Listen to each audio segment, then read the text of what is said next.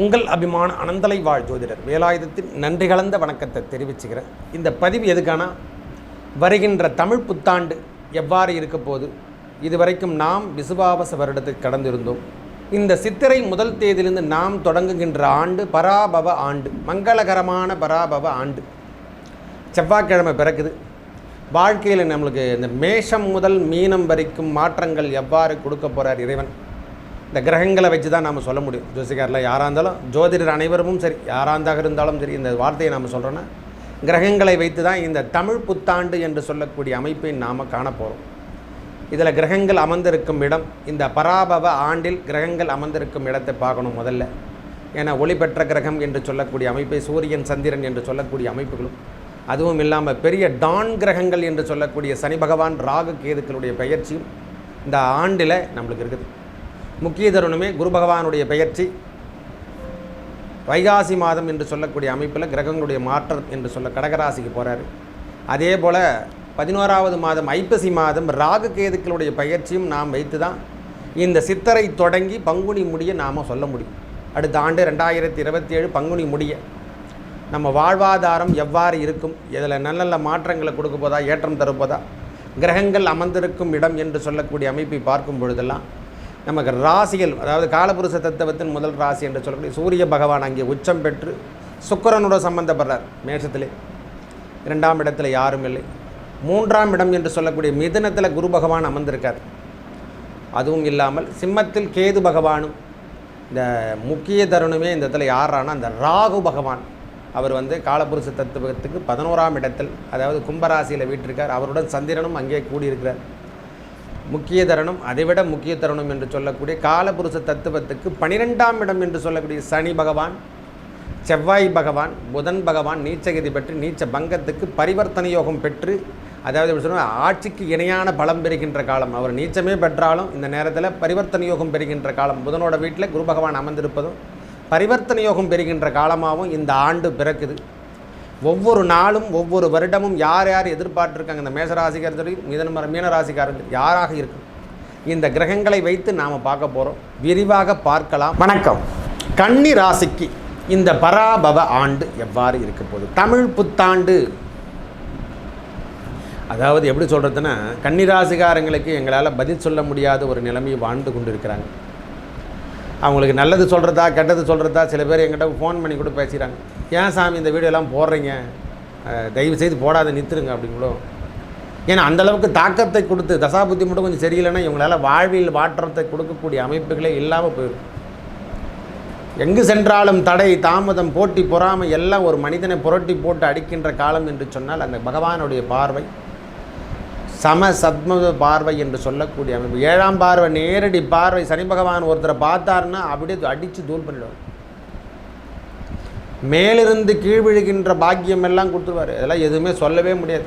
நானாவது இந்த பாக்கியம் சொல்கிறேன், அடிபடலாம் படாது, கைகால் உடஞ்சிடும். அந்த மாதிரி சூழ்நிலையெல்லாம் தாண்டி தான் வந்திருப்பாங்க. ஆனால் இந்த மங்களகரமான பராபவ ஆண்டு உங்கள் வாழ்க்கையில் ஒரு தெளிவான பாதையை கொடுக்க போகுது. ஒரு கிரகம் அல்ல, 2 கிரகம் அல்ல, 3 கிரகம் அல்ல, 4 கிரகங்களும் தனித்தன்மையை கொடுக்கின்ற ஆண்டாக மாறப்போகுது. பெரிய டான் கிரகங்கள் அனைத்தும் நன்மை செய்கின்ற ஆண்டாக இந்த மங்களகரமான பராபவ ஆண்டு எழுதி வச்சுங்கய்யா. கன்னிராசிகாரங்க இழந்ததை மீட்டெடுக்கிறாங்களோ இல்லையோ, ஓரளவுக்கு உடம்பு சார்ந்த விஷயத்தில் இருந்து வந்த பிரச்சனை விலகுகின்ற ஆண்டாக மாறும். வெளிவட்டாரத்தில் நாம் புகழ் இழந்துட்டு அரசியல்வாதியாக திருப்பி போஸ்டிங்கில் உட்கார வச்சு தான் அழகு பார்க்கும்.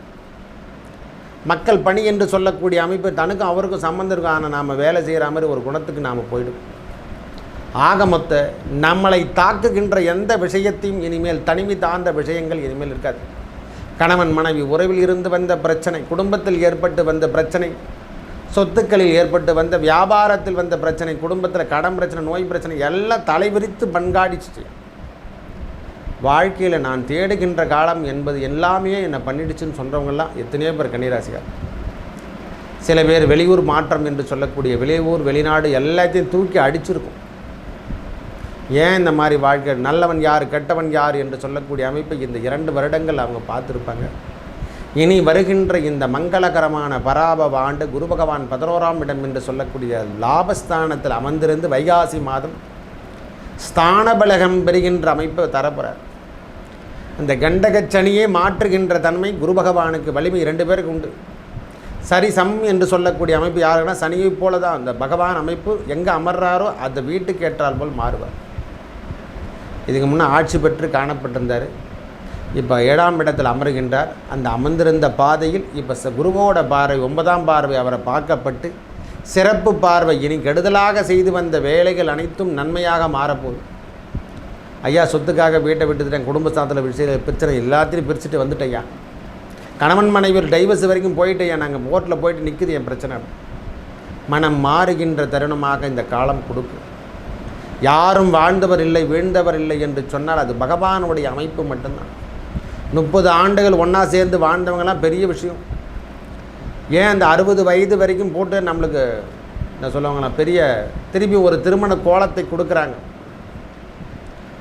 60வது கல்யாணம் ஏன் சொல்கிறாங்கன்னா 30 ஆண்டவர் வாழ்ந்தவர் இல்லை வீழ்ந்தவர் இல்லை. இந்த ஜோடியே 2 பேரும் 30 ஆண்டுகள் வாழ்ந்துருந்தாங்கன்னா அவங்க வாழ்க்கையில் பெரிய எல்லா சகாப்தத்தையும் சந்தித்த நாட்களாக இருக்கும். நல்லவை கட்டவை இதெல்லாம் தாண்டி தான் அந்த குடும்பத்தை ஃபில்லப் பண்ணிப்பாங்க. இதுக்கு தான் இந்த வார்த்தையை சொன்னாங்க. நம்ம முன்னோர்கள் கொடுத்த வார்த்தைகள் அனைத்தும் பொன்மொழிகளே, பொன்னான வார்த்தைகளை அதை சரியாக ஃபில்லப் பண்ணால் நம்ம ஜோசிகாரை நாட தேவையில்லை. வாழ்க்கை முறையை சரியாக, அதாவது என்னென்னா அளவறிந்து வாழாதான் வாழ்க்கை உளம்போகி இல்லாகி தோன்றாக்கள். நாம் எதையும் அளவோக எடுத்துக்கொள்ளணும். உணவாகட்டும் உடையாகட்டும் எதுவாக இருந்தாலும், செல்வமாக கூட தான் இல்லைனா இல்லாதவருக்கு உதவி செஞ்சோம் இந்த நேரத்தில்.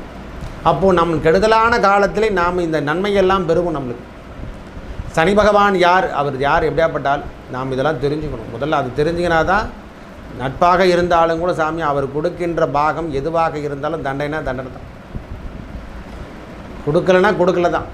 அவர் கொடுத்தா கொடுத்ததான். அவர் வாழ்க்கையில் சனி பகவான் ஒருவர் கொடுக்கின்ற பலாபலங்கள் அனைத்து கிரகத்தையும் கட்டுப்படுத்தும் தன்மை சனி பகவானுக்கு கொடுத்துருக்காங்க. அவர் நல்லாயிட்டானா நம்மளுக்கு நல்லது நடந்துடும். ஒரே வார்த்தை, அவ்வளோதான். அப்போது நம்மளுக்கு நன்மை தருகின்ற இடத்துக்கு கிரகங்களுடைய பார்வை இருக்குது. இது வரைக்கும் இருந்து வந்த தடை தாமதம் எல்லாம் ஓரளவுக்கு சைலண்ட் மோடுக்கு வந்துடும். ரொம்ப டார்ச்சர் கொடுத்துருந்த பிரச்சனை, கடன் பிரச்சனை, நோய் பிரச்சனை இதெல்லாம் எதனா இருந்தால், வழிவட்டார தொடர்பு, கணவன் மனைவி உறவில் இருந்து வந்த பிரச்சனை, பிஸ்னஸே பண்ண முடியல அப்படின்னு சொன்னவங்கெல்லாம் திருப்பி பழையபடி ஏதோ வச்சு ஓட்டிடலாம், இருக்கின்ற வேலையை செய்யலான்ற எண்ணம் எல்லாம் ஏற்படும்.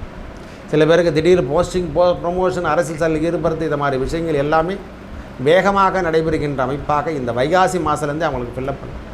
ஐயா சித்திரை பிறக்கும் போதே தெரிஞ்சிடும் ஓரளவுக்கு நல்ல மாற்றங்கள் கிடைக்குது. பரவாயில்ல சாமி, முன்பு இருந்தார் போல் இப்போ இல்லைங்க, பரவாயில்ல அப்படின்ற ஒரு வார்த்தை, கணிசமான தொகை ஏதோ வந்துட்டுருக்கு, என் வாழ்வாதாரம் போயிட்டுருக்கேன் அப்படின்ற மாதிரி இந்த மங்களகரமான ஆண்டு நல்லதை தரவில்லை என்றாலும் தீமைகள் வராமல் தடுத்து நிறுத்துகின்ற ஆண்டாக மாறப்போகுது. உங்கள் வாழ்க்கை ஒரு பிரபஞ்சத்தில் என்னென்ன விஷயங்கள் கிடைக்காம போச்சோ இது அனைத்தையும் கொடுக்கின்ற ஆண்டாக இந்த மங்களகரமான பராபவ ஆண்டு எழுதி வச்சுக்கலாம். கன்னிராசிங்க பட்டுகின்ற வேதனையிலிருந்து மீளுகின்ற கமிப்புகளாக இந்த காலம் இருக்கும். வேதனையிலேருந்து கொஞ்சம் ரிலீஃபல் கிடைக்கும். ஆயம்பட்டத்துக்கு மருந்து போடுகின்ற அமைப்பு நம்மளுக்கு கொடுக்கும். இதுக்கு முன்னே ராவாக இருந்திருக்கும். நாம் எங்கு சென்று பேசினாலும் அதுக்கு எதிர்மறை சொல்கள் மட்டுமே வந்திருக்கும். நம்ம சொல்கிற சொல்லுக்கு மதிப்பில்லாமல் போயிருக்கும். அதனால் இந்த காலம் மாறுகின்ற அமைப்பு. கால்வழி சார்ந்த விஷயத்தில் இருந்து வந்த பிரச்சனை, குடும்பத்தில் ஏற்பட்டு வந்த கண் பிரச்சனை, தலைவலி சார்ந்த விஷயத்தில் இருந்து வந்த பிரச்சனை, அடிவயிறு சம்பந்தப்பட்ட பிரச்சனை, இது எல்லாம் ஓரளவுக்கு சரி சமத்தை கொடுக்கும்.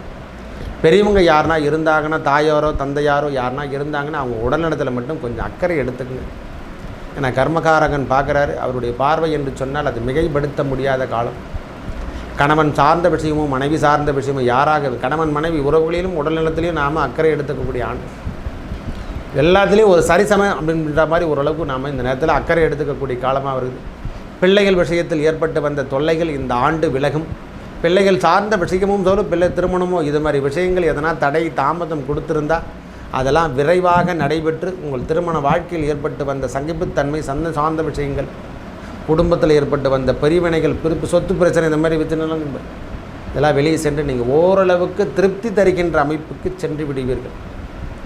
ஐயா நான் மிகையாக சொல்லலை, இருக்கக்கூடிய காலத்தை ஓரளவுக்கு சரிசமமாக இந்த மங்களகரமான பராபவ ஆண்டு கன்னிராசிக்காரங்களுக்கு ஓரளவுக்கு கொடுத்துரும். தனித்தன்மையே கொடுங்க ஐயா. ஒரே வார்த்தை சொல்ல உங்களுக்கு ஓரளவுக்கு பரவாயில்லைங்க, முன்பு இருந்தார் போல கிடையாது அப்படின்ற வார்த்தை என்பது இருக்கும்.